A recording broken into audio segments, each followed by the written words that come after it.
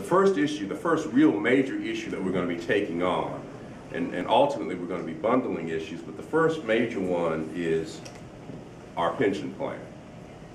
You know, one of the big issues in Detroit relative to their bankruptcy was their pension debt. And there are, again, a lot of different ways to look at it. There was a lot of, I guess you could say, blame that was passed around. And I'm not here to assess who was right and who was wrong. But the bottom line is that the plan that we have and the current debt structure that we have as it relates to our future obligations is not sustainable. And so I would submit that it's in everyone's interest to fix that problem. It's in the interest of all of us as taxpayers because ultimately we pay into the plan through our general fund revenues. And to the extent that we don't have adequate revenues to support the plan, we have to make it up some kind of way. And there's no getting around a potential impact on the general fund. We also have to make it right for our current and future retirees. We want to make sure that the money's there when those who have labored on our behalf in city government have a retirement, though not necessarily the kind of retirement plan that they have today. But there's something there. That's part of the agreement that we've made in exchange for the services that are provided. The market value of our pension fund today is roughly $2 billion.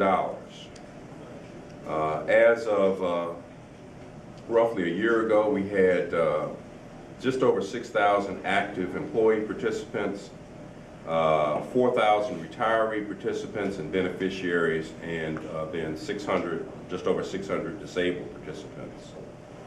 So the participants are either city employees, former city employees, or their beneficiaries.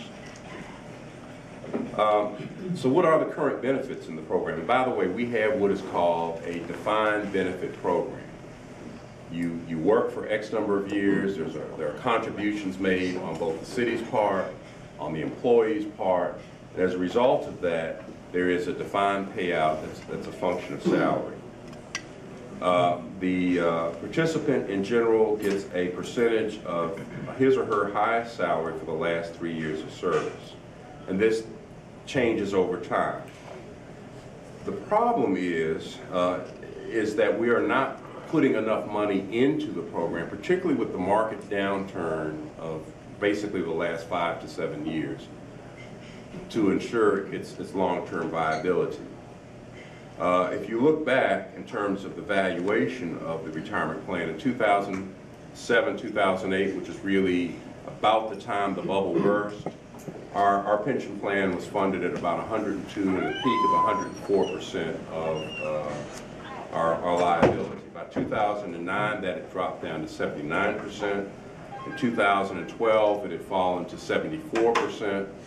The good news is that because of recent market performance, we have made up some of the ground.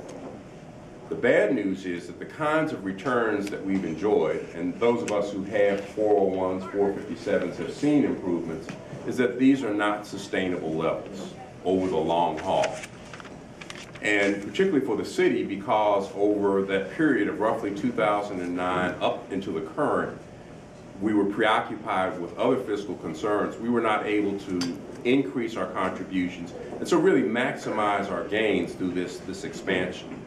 And we certainly learned, if we didn't learn anything else out of the first part of this decade or the last decade, is that you may have a tremendous boom, but big booms result in what? Big busts. And so we've got to find sort of that middle ground. We're not alone. The average state pension fund is funded about 73% of its value, and by the way, about 80% has historically been considered to be a pretty good place to be. One of the other changes, besides sort of the reality of the last few years, is that basically the actuaries have gone back and revisited their assumptions. And for those who are the non-actuaries here, and I don't want to feel like I'm teaching my 8 a.m. Economics 101, so I won't go too far into this because I don't want anybody to go to sleep after lunch. But the bottom line is we have to make very conservative assumptions about rates of return and about money going into these pension funds. So again, they're there for all of us. For us at the city, we're going to engage in a process and look at options that will ensure the long-term viability. I could sum it up and say that the options that we will explore revolve around what are called defined contribution plans, and there are a range of possible ways that we could go. I want to be very clear, we've not made a decision as to a particular approach or a particular type of plan, nor have we made any definite decisions as to which group of employees would be impacted. I think it's reasonable to say to have the biggest bang for the buck, we have to bring as many employees, perhaps all those who are vested, and the vesting period for the city is 10 years, as well as those who are not vested, into whatever this new plan may be. And to the extent that we don't do that, then we're making trade-offs. But I go back to my example of getting from here to Knoxville. We've identified to some extent a mode of travel. In this case, defined contribution is the best way to get from here to there. But we've not chosen an exact route, time of departure, or speed with which we want to pursue. This is where you as citizens, certainly the city council, and of course our employees, all have an opportunity to weigh in on this pension issue. But this is the beginning. We're going to have some very frank discussions about public safety as we move forward, about the size and the scope of city government. And I would ask for you to come along with us on this ride and participate in this process, not just for this next fiscal year, not for the year after that, but for the long haul. Thank you very much, and I'd like to open up for questions at this time. Chief, if you put a dollar amount to that percentage of the pension funding, and correct me where I go wrong here, I think it's about $650 million shortfall. A little bit less, but you're in the right ballpark. If you move to a defined contribution plan, does not in fact that shortfall suddenly jump tremendously because the guy you hire tomorrow is not contributing to the guy who retires the next day is out for retirement? And has anybody quantified that number yet? We are in, you are correct. No one said this was going to be an easy trip. There is a price, no matter how you go.